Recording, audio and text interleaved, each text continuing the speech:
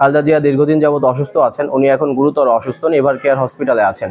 খালেদা জিয়া দেশের সম্পদ, খালেদা জিয়া দেশের মানুষের ভালোবাসা অর্জন করেছেন। উনি দীর্ঘ শাসনামলে, ওনার শাসনামলের যারা এখন আছে প্রবীণ, তারা সবাই ওনাকে খুব মিস করেন।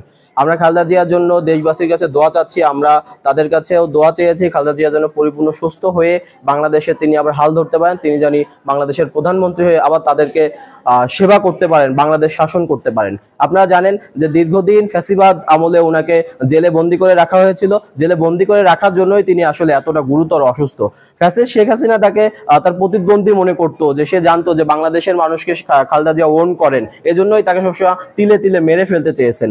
আমরা যেটা জানতে পেরেছি যে উনি যখন হসপিটালে ছিল, পয়জনিং এর মাধ্যমে ওনাকে মেরে ফেলার যে ওষুধটা দেওয়া হয়েছে, এজন্য তিনি আরো গুরুতর অসুস্থ। আমরা দেশবাসী সহ সবার কাছে দোয়া যায় যেন খালেদা জিয়া সুস্থ হয়ে আমাদের মাঝে ফিরে আসেন এবং তিনি আগামীতে দেশের নেতৃত্ব দিতে পারেন। হসপিটালে আসা একটাই কারণ, যে হসপিটালে যারা আছে ইনারা অসুস্থ, এবং ইনারাই আসলে বুঝবে যে একটা অসুস্থ মানুষের কি অবস্থা আছে, যে কেন আমরা দোয়া চাচ্ছি, খালেদা জিয়া কি অবস্থায় আছেন, তারাই বুঝবে।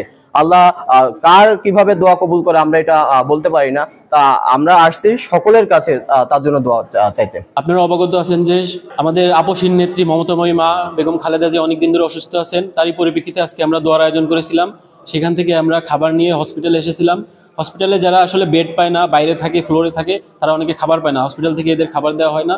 এই জন্যই আসলে আমরা হসপিটাল থেকে চুজ করছি, যেন হসপিটালে যারা আছে মানে এরা অনেক কষ্টে জীবনযাপন করতেছে, যতদিন থাকে এরা অনেকে দেখা গেছে খাবার পায় না, তাদের সমস্যা ভোগে। এই জন্য আসলে আমরা হসপিটালটা চুজ করছি, যেন একবেলা অন্তত তাদের কিছু দিতে পারি, তারা খেয়ে যেন আমাদের মমতাময়ী মা এবং দেশের সাবেক 3 বারের প্রধানমন্ত্রী বেগম খালেদা জিয়ার জন্য দোয়া করে, যেন তিনি সুস্থ হয়ে আবার এই দেশের হাল ধরতে পারেন, সাধারণ মানুষের সেবা করতে পারেন, বাংলাদেশকে আবার বিশ্বের দরবারে সমৃদ্ধশালী করে গড়ে তুলতে পারেন এবং তুলে ধরতে পারেন। আমরা সেই আশাবাদ ব্যক্ত করছি এবং আমরা দোয়া করি যেন তিনি পরিপূর্ণ সুস্থ হয়ে আমাদের মাঝে ফিরে আসেন, সেই দোয়া আমরা করতেছি ইনশাল্লাহ।